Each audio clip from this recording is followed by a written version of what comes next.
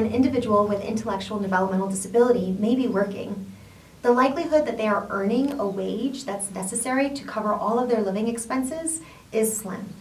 And therefore, there are a lot of public benefits that individuals with IDD or who are autistic can take advantage of because they are lower income. The first would be Social Security. You have supplemental security insurance, and you also have Social Security disability insurance. And these two programs provide a cash benefit. Now, it's not a lot of money. In 2022, it's going to be about $921, and there could be a state supplement for SSI. And then SSDI is based on either the individual or the parent's income. But once you qualify for SSI, it often automatically qualifies you for a lot of other public benefits. For example, if you need help paying for food, there's the Supplemental Nutritional Assistance Program, SNAP, where you can get potentially a couple $100s to be able to purchase food that you may need.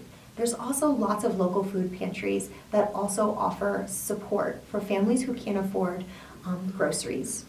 You could also think about contacting your state and seeing if there's an energy assistance program that you can apply for. That can help you pay for your heating costs. It could also help you pay for air conditioning costs depending on where you are in the country. You could also inquire about the Lifeline Assistance Program that can offer you a free cell phone where you can either talk or text to communicate. There's additionally the Affordable Connectivity Program, and that's for those who can't afford internet service. And so this is a federal program that allows access to the internet because the internet, really, we need it to do so many things now. If you're looking for a job and you want to connect with employers, but you don't quite know where to start, you can also contact your state's vocational rehab, and they're a federal program that helps people be able to do job exploration and connect with employers, and then that kind of swings into what's called supported employment.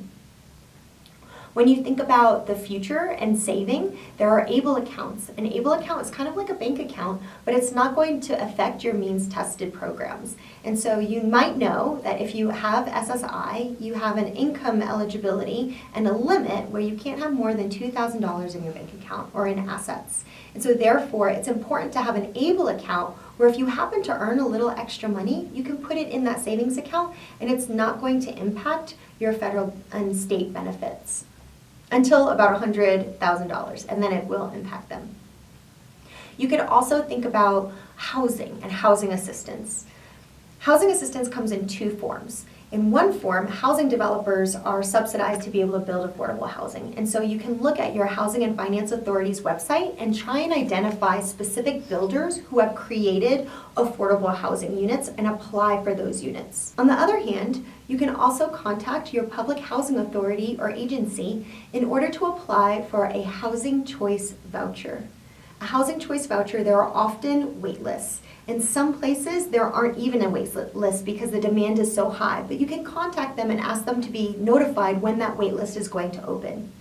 If you're able to get on a wait list for a housing choice voucher and eventually get to the top of the list, a housing choice voucher allows you to take this voucher and rent from a market rate landlord, which means that landlord would get a check from you or money from you for rent at 30% of your income, but it would also get a check from the Public Housing Authority to make up the difference between the market rate rent and then what you can afford at 30% of your income. If you are ever in a situation where you experience discrimination or you need legal support because you're not able to access the support that you need, or you feel as if your rights have been intruded upon, every state has a disability rights organization that can provide legal assistance, pro bono, or even guidance to individuals who have a disability. So if you are ever in the case in which you have experienced exploitation, neglect, or were discriminated against, you can reach out to your disability rights organization. That was a lot of information in a very short amount of time. You can download your state-specific checklist to be able to get access to the exact links for all of those different resources. Or you can pick up your phone and call 211, and they should be able to connect you with the right agency. Additionally, you can contact your closest Center for Independent Living. They are staffed by 50% people with disabilities who can help you connect with all of your local resources.